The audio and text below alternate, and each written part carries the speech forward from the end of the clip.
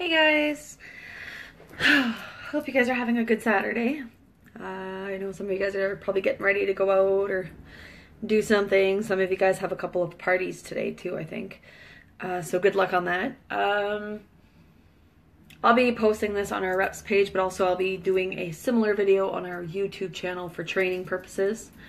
I was looking at the psychology of a person, and I was reading into some recruiting stuff and direct sales, and then basically the psychology of sales.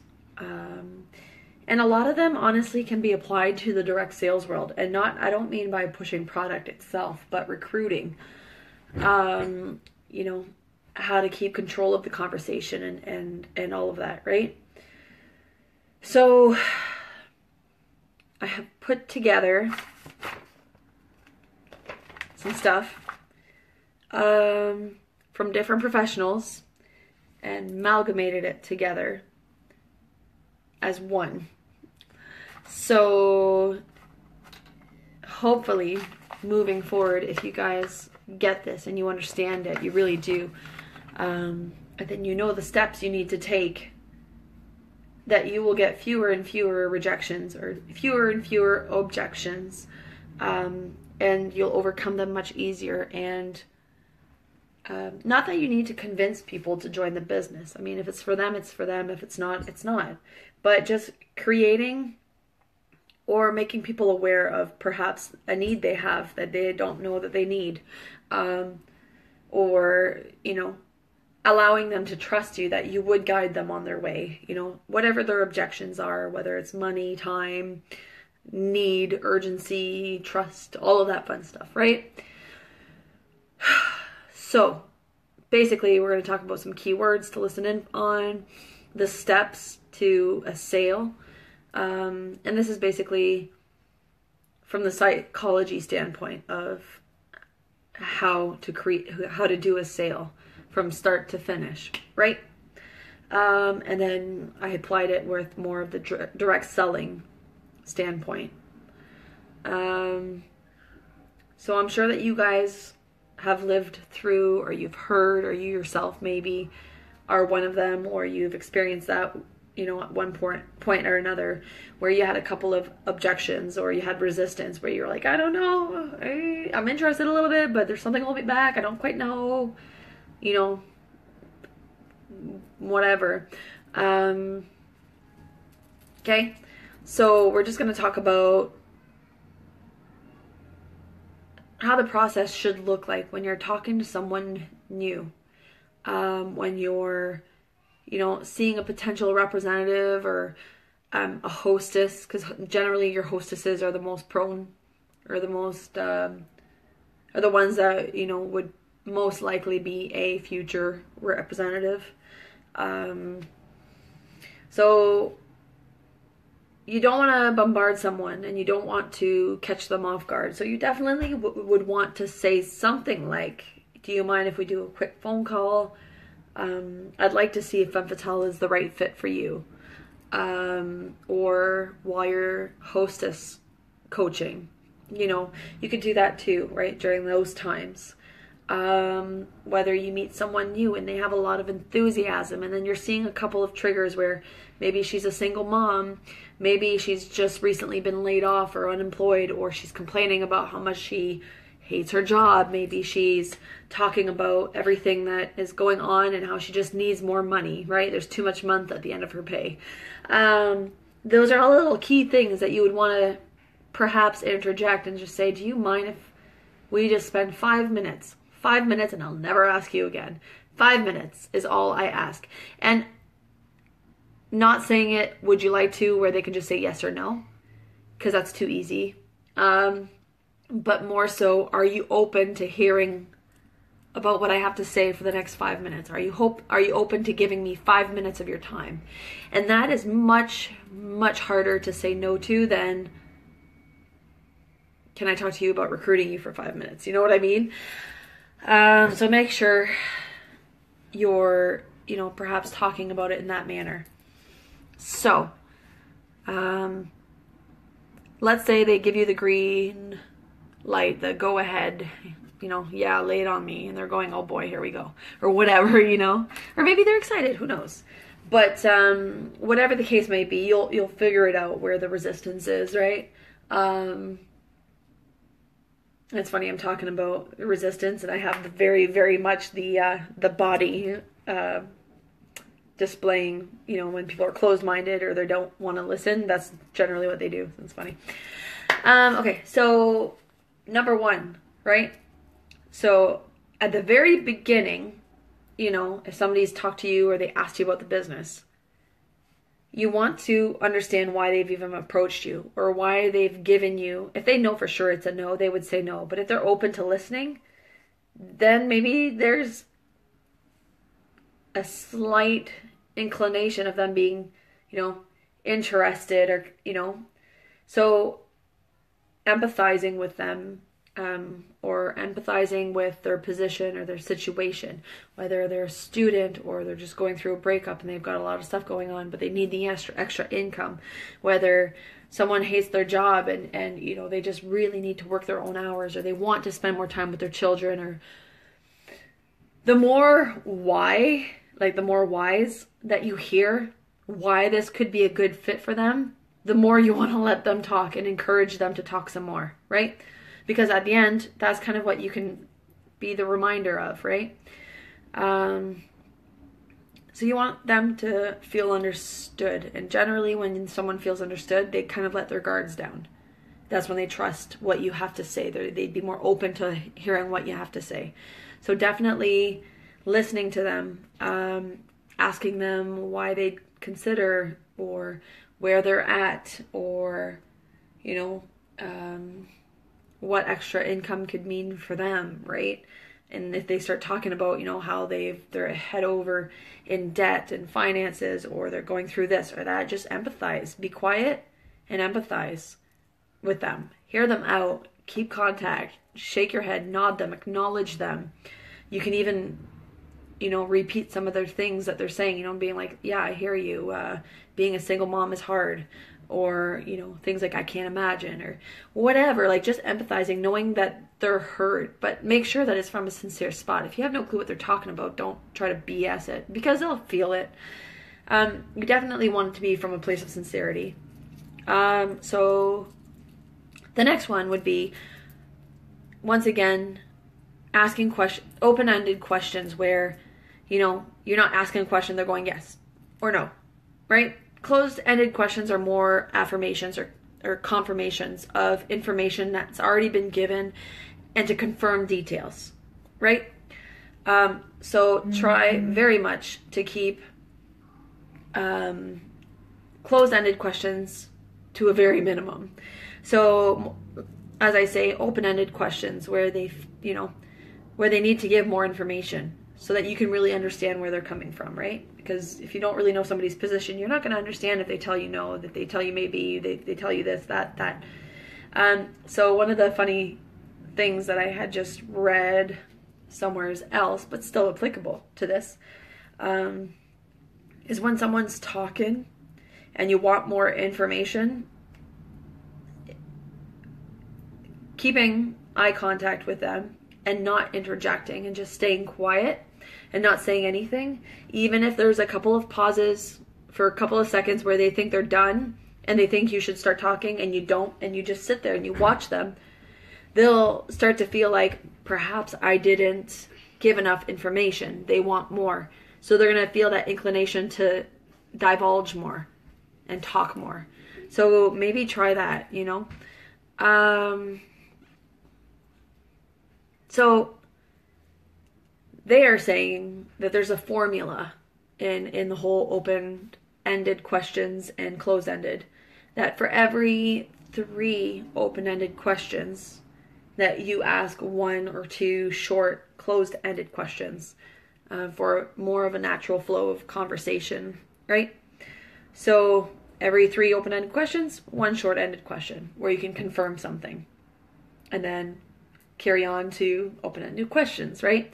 So what those can look like is, can you tell me more about this? Or Can you tell me why something like this might be useful for you? How do you think this could benefit you? Blah, blah, blah, blah, blah. Whatever. Okay. A closed-ended question would be more like, are you ready to buy this kit? Maybe not so bold, but more so, are you ready to make a decision? Or are you ready to move forward? Where there'd be a yes or a no. Again, let them say their yes or no. If it's no, stay quiet, let them elaborate, okay? So we're getting to the objections part, and you'll hear them. And it's important just to know them yourself, what objections there are, and how there's a solution in our business, in which there are a lot of them. So after, empathizing with their story and hearing them out, and after your open-ended questions and getting to know them a little bit more, and all of that fun stuff, the next step would be to educate, would be to tell them more about the business. So obviously there's some pretty obvious things, like we're a direct sales company. They're gonna be like, okay, we do parties. They're gonna be like, okay, and they're gonna start shutting down. But giving them pertinent information so they can make critical decisions, that's what they're gonna be listening in for. Otherwise, they will tune you out. So telling them about your company, so telling them about Femme Fatale, not just that we're a sex toys company, right? Because that's over, but really what makes us stand out from the different companies out there. And it doesn't have to be against Pure Romance, Fantasia, Passion Parties, or all those places. It can truly be just from the direct sales world, right? Because we do have a lot of things that set us apart, that make us better, that stands us out from the crowd. Getting to know them and getting to love them and being happy or proud about them, showing enthusiasm and that you're proud, that passion is going to send a clear message home that you're happy where you're at and that you're truly just trying to potentially offer something that could be beneficial to them in their life and their family, right? And people, we know people, right? You can tell when someone's being sincere to you or when they're just trying to sell something to you,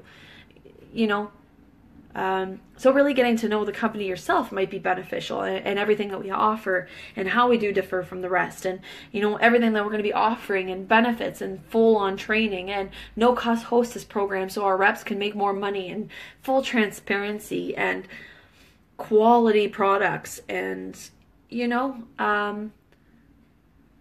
that is what stands us apart. So educating people, what sets us apart, how our company could specifically, so if they said a key couple things, like a woman saying, oh man, I'm about to go on my maternity leave, or she's saying, I just had the baby, I'm laid off of work, or I hate my job, I'm miserable there, or my husband's working, I'm a stay-at-home mom, we need extra income, but I can't afford daycare costs. Things like that, you could be saying, like, you could stay home with your children during the day. When your husband's home at night, that's when you do your parties. Boom. You just, their life lit up, You could talk about if she's a single mom, how she can work around her schedule.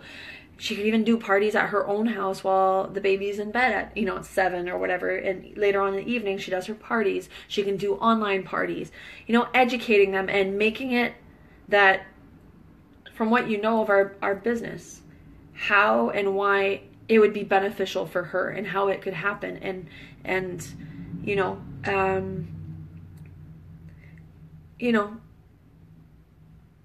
anything that would address an issue or a complaint or a blaring problem that's in your eyes, that you're like, we could seriously help you here. If she's a student and she's low on funds and she works for school, she can't work 8 hours a day because she needs to study for good grades, whatever. Honestly, so many different things, whatever. So talking about the company, about what sets us apart, but then also addressing certain issues that they've addressed from you listening in on what they had to say in your open-ended questions, right?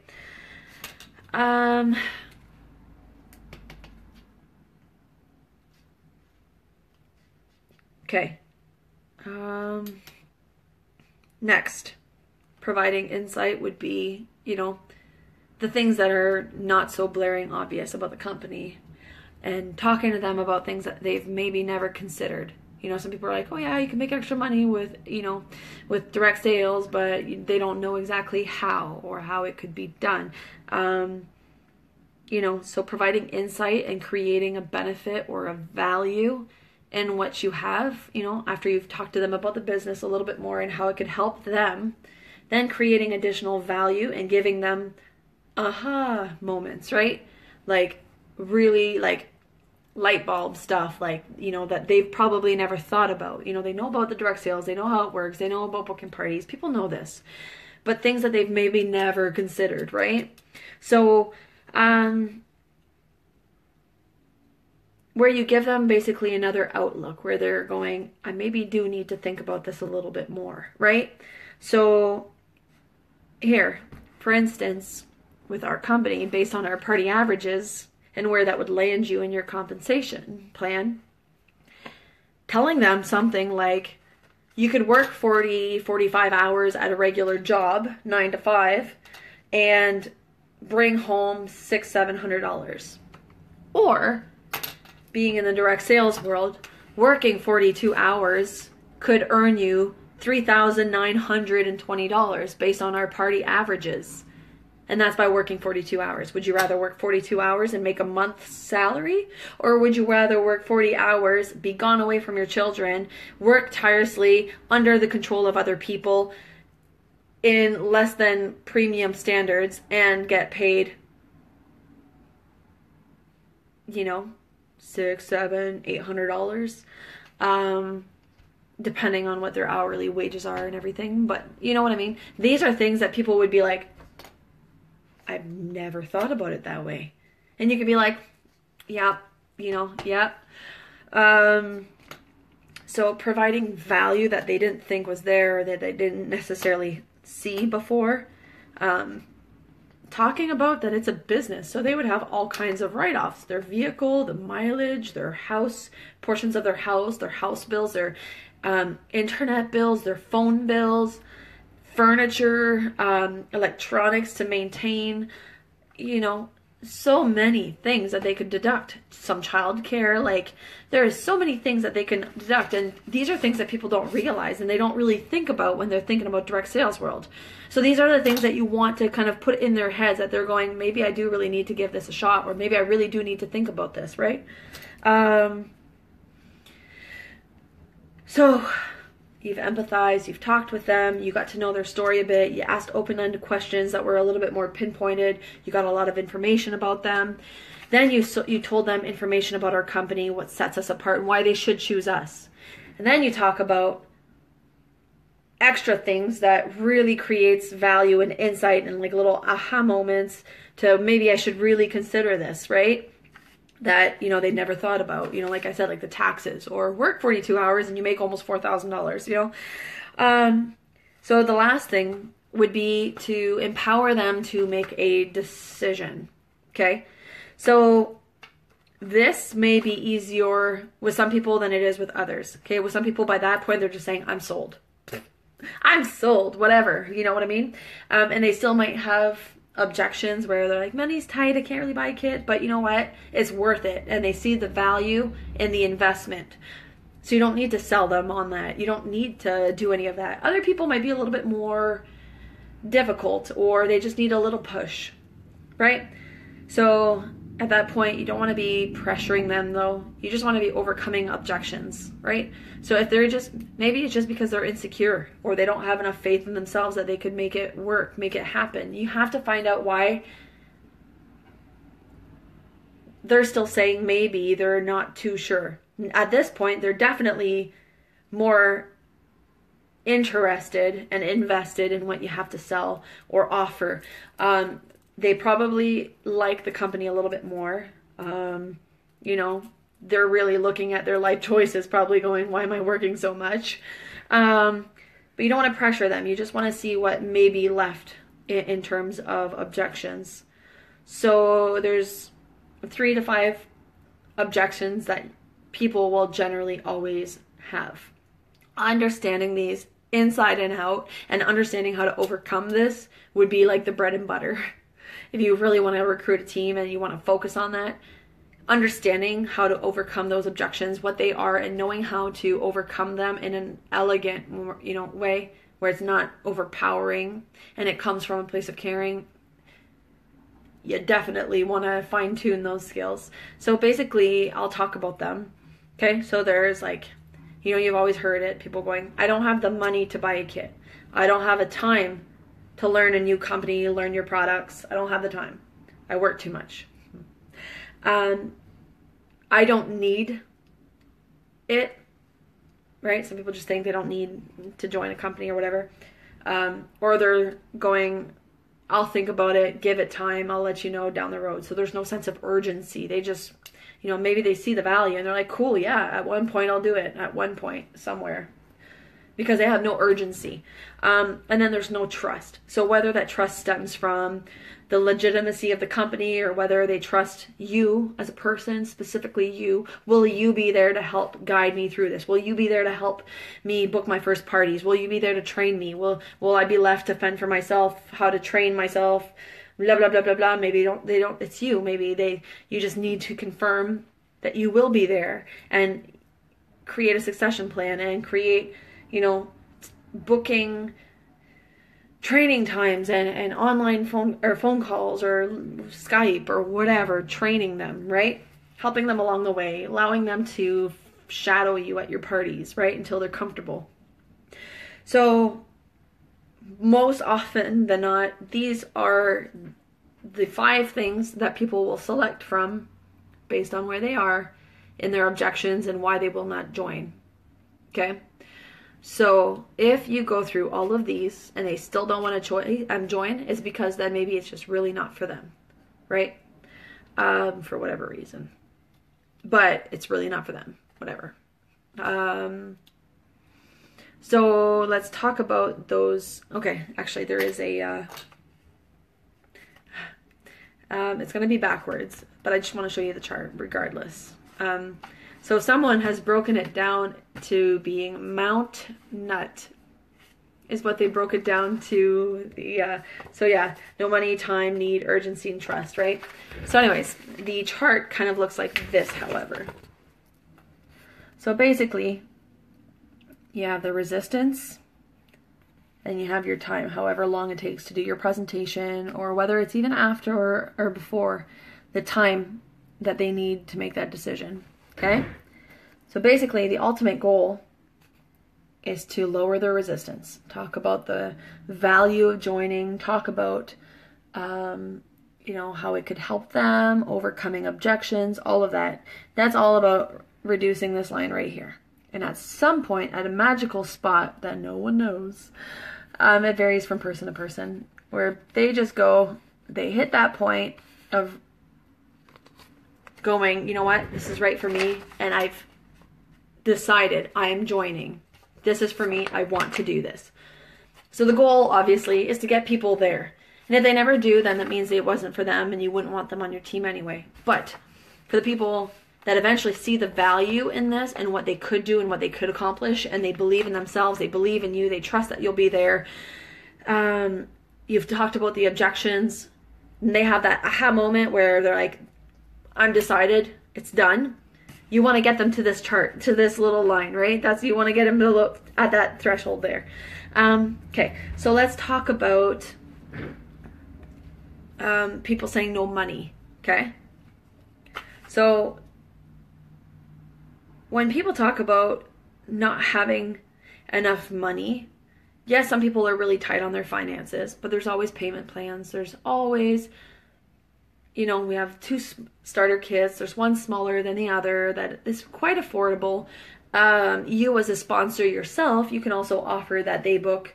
If they're, if all of the other objections are completed, they have the time, they see the need, they have the urgency, all of that fun stuff has been met, they want to join, but they really, really, really, really don't have the money to buy a kit.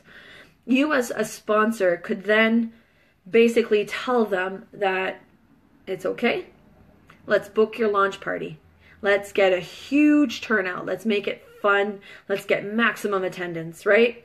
And in between that interim, that you're planning her launch party, she's creating her femme fatale email, she's learning the product, she's training, she's shadowing you at your parties, she's, created a Facebook selling page. You see she's committed to this company. You would be able to offer that, she's shadowing you, you're training, she's training, that she's not playing you, that she's fully interested in joining, and at her launch party or a party after that, however long it takes. But that basically the sales that she earns from her launch party, that she apply it towards her kit. So let's say that night ends up being $600. She would definitely make at least $200, right? So with that $200, you would use it and apply it on her kit. So basically what she's invested in is one evening where you, yourself, or her, or the both of you guys combined, do a mini party, you do her launch party, you book parties, you do booking games, you have fun, you have sales, you encourage people to sign up maybe even, and that you would apply the sales from that evening onto her kit. So basically she gets a free kit from doing her launch party or her first party or two, whatever it takes, right? And in the interim then, she's trained, she's done all of the steps that she needed to do, like the Facebook pages and all of that kind of stuff. She's done all of that. She knows the product, so that by the time she does get her kit, she knows how to perform a party by herself probably. She knows how to approach people, how to get party bookings. She might still need a little bit of training, but at that point, money won't be the issue because she knows she can get it for free if she's just willing to commit in other aspects, like her time and investing, her resources, her this resource, like learning the product, learning how to sell, learning how to do parties, the presentation aspect of it, So, but very, very, not very often that you'll come across where people, I feel strongly that if someone sees the value, truly sees the value of what an investment looks like, money will not be an issue, whether they borrow it from someone or whether they, pull from here, or they save up for a month or two. It will not be an objection. But if it truly is, and it really is impossible, we have other options like I just explained. But buying a kit is not them going to the mall and shopping, and buying $200 worth of makeup or $200 worth of clothing. It's not a purchase that will lower in value. It's an investment in their own business. It's an investment in their future. It's an investment to start a new life. And honestly, if someone is at the point where they're like, I can't afford the $199, then maybe they do need to do something to change their life so they're no longer in that position, so that at any given time, once they've started their business and they're making good money, decisions like $199 wouldn't be so crucial. It would be something that's more easily done, right? It's to change their financial situation so that this wouldn't be so hard. If they say they don't have money, joining would help them with that issue. It's an investment. You just have to take a leap of faith, right? So anyways, that's that. Okay. So objection number 2. Somebody says, I don't have time. Okay. That's the kicker for me. That's like my, I almost want to laugh thing. And I'm going, what? Somebody says I don't have the time, but whatever. I'm like, okay, I understand. Okay. The time thing really kicks me. You work it. You work your parties on your own time. When you choose it's best for you. You choose it. You work it around your time frame. You schedule. If you work, you can do it around your work. Or if you work too much, you could cut some hours and replace it with 1 hour of work with us.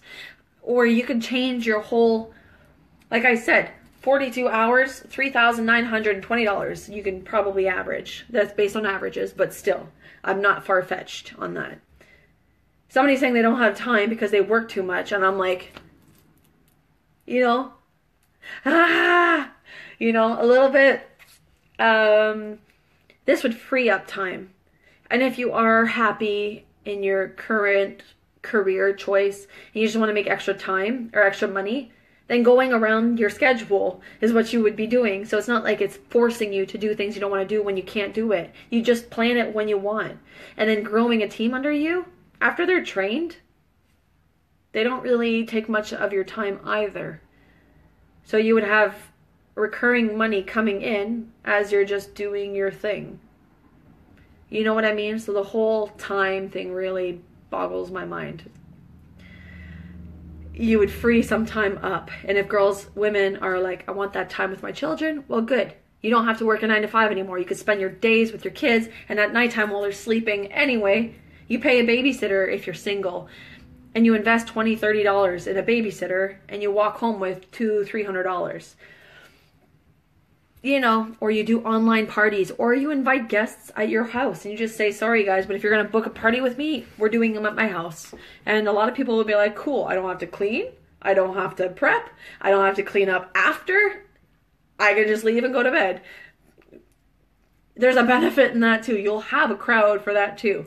Promise. Okay, so the need. Okay, that would be the next tackle. So if somebody goes, I already kind of work and I'm content at my work or whatever, or they don't work and they're just a stay-at-home mom or whatever the case may be, they say, I don't really need to join. I don't really need to, so there's no motivational factor there. To be honest with you, just about anybody in some way or another could always need extra time, extra funds, extra resources, extra friends, extra social life. Anybody could always use or need any of that, any one of those aspects. More tax write-offs, more, if they make too much money, more tax write-offs. I don't know, but you know, there's always a way or a mean that could create a need in the direct sales world, always. So need, basically, they call it a trigger event. Is when you're talking with someone about everything that it could do for you, where a light bulb goes off and you're like, I guess I could use this, or I guess I could need this.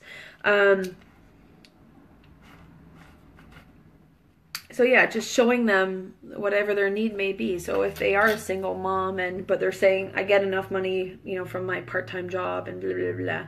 You know, maybe creating that, you know, at one point you're going to want to save for a home. At one point you're going to want to buy a newer vehicle for stability and safety in your car. At one point you're going to want to get married again or whatever. At one point you're going to want to go back to school. Wouldn't it be nice to have savings? Wouldn't it be nice to, you know, pointing out certain needs that they maybe don't realize it at that point. Other people are going to be like, yeah, I need this, or I need those cool shoes at the mall, whatever, but just pinpointing it. Some people will already know what they need, what they don't. Other people, you need to kind of like show them, you know.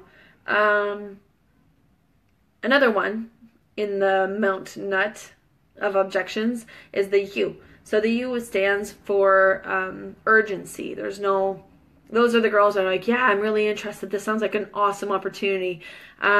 Give me a month or two to think about it. Or I'll let you know in a couple of months, you know. Or yeah, I'm for sure going to sign up. So, but then they don't necessarily buy the kit right away and they keep saying they're interested, but they just don't do it. They don't have a sense of urgency. They don't see why now. Why do I have to join up now? Why do I have to learn this now? Why do I have to buy the kit now? Why? Right? They're like, meh. It's a cool idea, you know. But honestly, I swear to God, a year down the road, if they had signed up, they'll wish they had signed up today. They will. Because a year down the road means they could have a dozen reps. And they're making $3,000, $4,000, $5,000 a month off of bonuses alone. You know.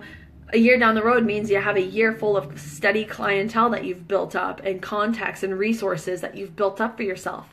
You've got a year full more of, you know, you having social gatherings and having a life and getting to know new people and how exciting that is and growing your social network. And we humans need that. We need human interaction. So if they're a stay-at-home mom, and all they talk is baby talk or gibberish, they will lose their mind. So having a social life is beneficial for them. It's healthy for you, you know. So the urgency, you know, maybe not be that they're urgently looking to get a bigger social life or something, but right now, for the next year, Femme Fatale specifically is in a launch phase. We are in our trial stage. We are in our launch. We're not new, but as a corporation and as an MLM or direct sales or a party planning company, we are new. So joining now, getting a kit now, getting girls signing up now means they are going to be some of the founding consultants. You guys would be some of our pioneers. You're the ones that will set the momentum to go on. You guys would be the one directly letting me know how things are going and how to make this business better for you. You will be part of molding Femme Fatale into what you need, as you grow. So 2-3 years down the road, we're conducting business as you want it. We're listening. We're not like a huge $10 billion industry that doesn't give a crap about what you have to say. Our decisions are going to be based on the feedback that our new founding representatives are giving us. So why now? Because maybe if you want to have a sustainable job that you're happy at, and that is what you want it to be, why now would be because of that, and let's face it, some people say, pyramid schemes. I'm actually, I'm going to talk about that really quick, because people say that too, the whole pyramid scheme. There's no such thing as, there is such a thing as a pyramid scheme. Those companies, there's been a couple that came across where basically it was like a triangle, people at the top recruiting, but never one thing item was ever sold. They just sell memberships to get things cheaper. And to get more things even cheaper, then they need to sell more memberships and more memberships. But never a product is sold in that membership. That is the bread and butter of what a pyramid scheme is, guys, okay? So somebody goes, you're a party plan company. You have to recruit, or you can recruit, whatever. It's not a have to, it's if you want to. That is not a pyramid scheme, a party plan company. Vastly different, guys. It's vastly different. And there needs to be more education and knowledge put into this, and emphasis put into this. Pyramid schemes is completely a different format, and they're illegal, and they get, stop and decease almost immediately. We are, yes, an MLM format, multi-level marketing company. Yes, 100%. But not a pyramid scheme. Okay? So with the whole multi-level marketing thing, though, that saying that people say, you only make money if you're at the top. Well, first off, we did do our compensation plan. That doesn't matter where you are. You're making some pretty killing money because you're making up to 12% off of your recruits. And I think that's one of the highest paying ones out there. But in all reality, if you are some of our first representatives ever, not just in Canada, but ever, doesn't that kind of mean that just about anyone, anywhere that ever signs up, whether in Canada or the other side of Canada or in the US or eventually anywhere, all of these people are going to be under you? Some way, somehow. Almost everybody, the growth of this company will be under you. So if there's thousands of representatives eventually, 2 years from now, 2-3 years from now, all of them are going to be under you guys, because you guys are our founding consultants. You guys are what sets us apart. You guys are our base, and everything else is going to grow off of you guys. So yeah, maybe signing up sooner than later so that you are one of the founding ones and you are at the base of this and you are the first ones is a good time. All